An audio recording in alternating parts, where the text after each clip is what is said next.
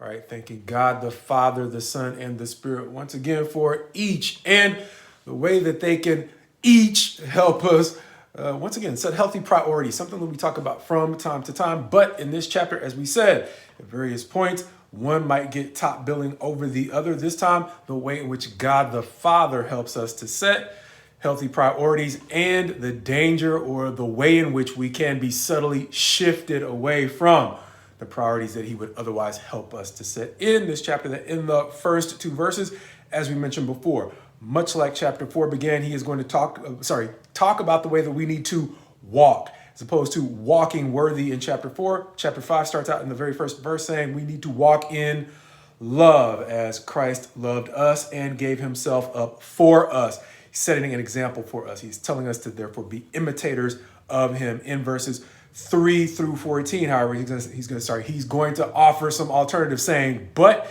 sexual immorality, impurity, and covetousness should not even be named among you. He is going to repeat those again after also saying, let there be no filthiness or foolish talk or crude joking. Seem to focus more on sins of the tongue. But we will go back, God willing, to one of those terms, impurity, because I do not have a great grip on that term, but I think in studying it this time, I might have some additional insights that might help us distinguish impurity from sexual immorality. I do not think those two terms are synonymous, at least not as they are defined. But beyond those do nots, he is going to, or before he moves beyond those do nots, he is going to say, therefore, where's the therefore? Let no one deceive you with empty words, for because of these things, the wrath of God comes on the sons of disobedience. And God is not a respecter of persons, or he is not partial towards us just because we claim to be his. The things that we do have everything to do with how he treats us. And so if we partner in the works of, or the works that he is coming back to punish, then we can expect the same treatment. Understanding that, he is going to say, do not be deceived. And therefore, just as I said, he's warning us not to partner in those works. He's literally going to say that. So it's not just Marcus. He's going to say, therefore, discern what is pleasing to the Lord in verse 10, and take no part in the unfruitful works of darkness, but instead expose them. Verse 14 is going to say, for anything that becomes visible is light. Therefore, he's going to go on to quote and say, awake, O sleeper, and arise from the dead, and Christ will shine on you. Once again, as opposed to sometimes we can get in the habit of talking about how unconditional God's love is. His blessings are not unconditional. He is not, once again, writing us a blank check just because he likes us. And passages like this, if we really want to understand what God is talking about, it's passages like this that remind us that he has called us to do some things, understanding that his son's life was valuable. His son's sacrifice in his life was valuable, and he lives anew because he chose to walk by a higher standard. And so when he's saying walk worthy, he's saying he's not just calling his son to walk by a higher standard. He's saying that he set an example, just like he said in the first verse, that we should follow as well. With that, he is going to continue in verses 15 through 21, likewise, by saying, look carefully then how you walk, not as unwise, but as wise. Going on in verse 17 to say, do not be foolish.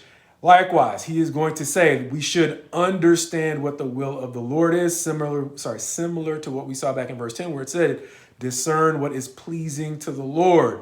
Repetition, God willing, breeds retention, especially when he is in this chapter helping us to understand how we should live, phrased by Paul as how we should walk. At least that's the way I see it. Understanding that, he is going to go on and say, as a practical matter, therefore don't get drunk. Understanding that there are times when he talks about sobriety in terms of self-awareness. This time he's literally talking about do not get drunk with alcohol, because he's literally likening it to, or calling it a form of debauchery. Instead of being filled with booze, be filled with the Spirit. Understanding that, he is going to go on and talk about the way that we should mutually respect one another, phrasing it as we should submit to one another out of reverence for Christ, which is going to transition into his advice or his words of counsel to families in the end of the chapter, which is going to carry over into the next chapter when he says in verses 22 through 24 that wives should submit to their husbands, as husbands in verses 25 through 33 are supposed to love their wives. And then he's going to conclude by basically saying that each one of you should love his wife as himself. And the wife should, once again, respect her husband, as he is going to go on in the next chapter to talk about the roles of children in the family and the roles of others in different relationships in the body. And we're not going to emphasize the family relationships as much because he's going to carry that over to the next chapter. And I may spend more time on it there, even though I might not, no promises. But there's some themes that I want to focus on here that really caught my attention, that really relate back to that whole concept of impurity as opposed to or distinguished from sexual immorality. And three things that may help us understand that concept stood out to me in verse 6. The whole concept of let no one deceive you was really why I wanted to call this, if I haven't already talked about it, why I wanted to call this chapter Shifted. Because in basketball that I played from time to time, and more importantly, probably more than anything that I was able to do on the court, I'm a fan of. And one of my favorite terms from, I guess it's a few years back, I'm a little bit older, so it's not a current term, but we used to have the term.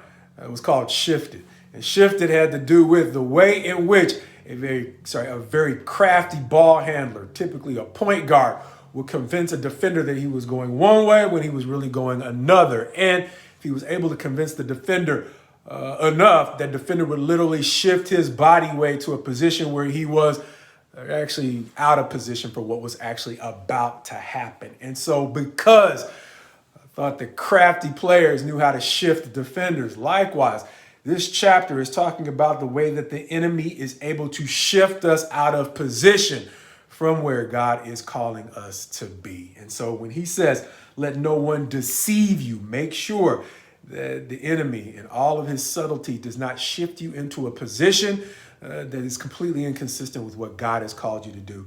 Understanding that back in, I think it's Deuteronomy 29, he is giving the blessings and the curses to his people Israel before they go into the land of promise.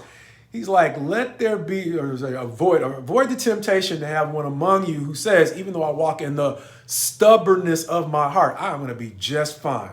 Essentially, regardless of what God has called me or has called us to do. And so likewise, that reminded me of what Paul says here again when he says, let no one deceive you with empty words. For because of the things that he mentions in verses 3 through about 6, he's literally saying the wrath of God comes on the sons of disobedience.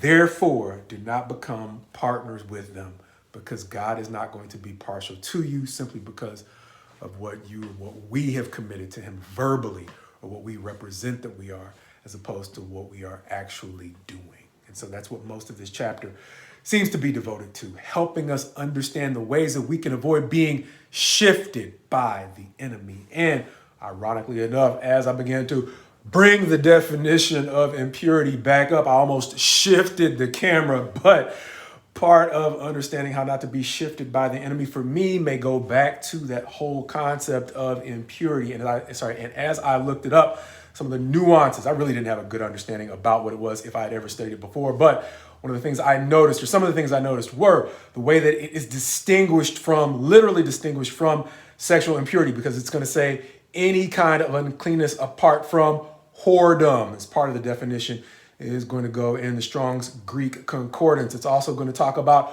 whether or not it is something that's happened, or an impurity that's done alone or in partnership with others. And one of the ways it manifests is in the form of avarice, or quite possibly greed. But going back to that whole concept of, or that whole portion of the concept that talks about it happening in partnership with others, that actually reminded me of something that I stumbled across with regard to the actual physical connotation, or the old covenant connotation of the word impurity. And that goes back to the simple term uncleanness, because you can become ceremonially unclean under the old law by being in contact with things like leprosy or an open wound. And then, of course, there was the purification that had to take place after childbirth. And in the absence of the purification, contact or proximity to childbirth or the afterbirth could make you unclean. And then likewise, proximity to a dead body could make you unclean. And so these are proximity sins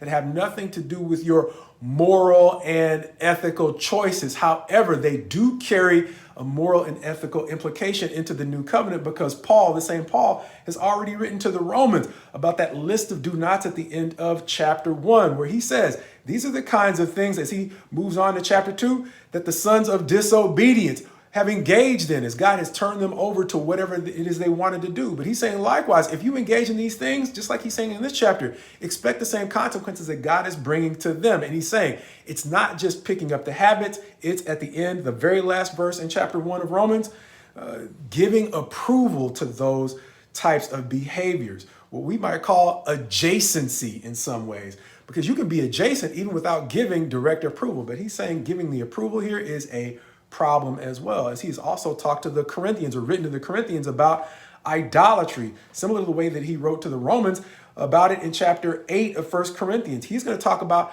our presence or proximity or our adjacency to certain things, specifically idolatry, can bring a type of endorsement to idolatry. And so even though there are some things that we can do, or he's saying that they can do, with regard to the things that are produced in an idol's temple, he's saying your presence in the temple can bring an unhealthy endorsement that can encourage other believers to do things that it's not okay for them to do. And so likewise, bringing it back to chapter 5 of Ephesians, even if Paul, in using the term impurity, is not talking about the adjacency component that the word seems to carry, the definition of the word seems to carry, he is literally talking about adjacency later on in the chapter, as we mentioned in verse 7, where he says, do not become partners with them. Likewise, in verse 11, he is going to say, take no part in the unfruitful works of darkness, but instead expose them. And that can feel really awkward in a time when, if we weren't feeling the pressure in the first place, we wouldn't be tempted to be in partnership with those kinds of deeds. But it can be even more difficult to try to speak on them, because, as he has already mentioned to the Galatians, one of the reasons why they were trying to blend the law of Christ with the Mosaic law, or the laws of circumcision or ceremonial cleanness that way, is because they were feeling the pressure to avoid persecution. And so likewise, exposing the works of darkness or shady deeds can be what we call a step or a bridge too far, if we are not in the mindset to endure the persecution or the backlash. But the least that we can do in taking a step toward God willing, having the courage to do everything that God has called us to do, is to not partner with the kinds of things that God has called out as shady. And so in this chapter, when he's saying, do not be deceived, he's talking about the way that the enemy can not only shift us into adopting the kind of habits that are completely out of line with what God has called us to do. He's talking about the way that the enemy can shift us into just being silent and adjacent to things that have nothing to do with what God has called us, once again, to do and to be. Which is why we sometimes say, my prayer for you is my prayer for me. God, please help us overcome the subtle ways in which the enemy can shift us into doing and approving of the kinds of things that shift us out of your blessings and into your judgment.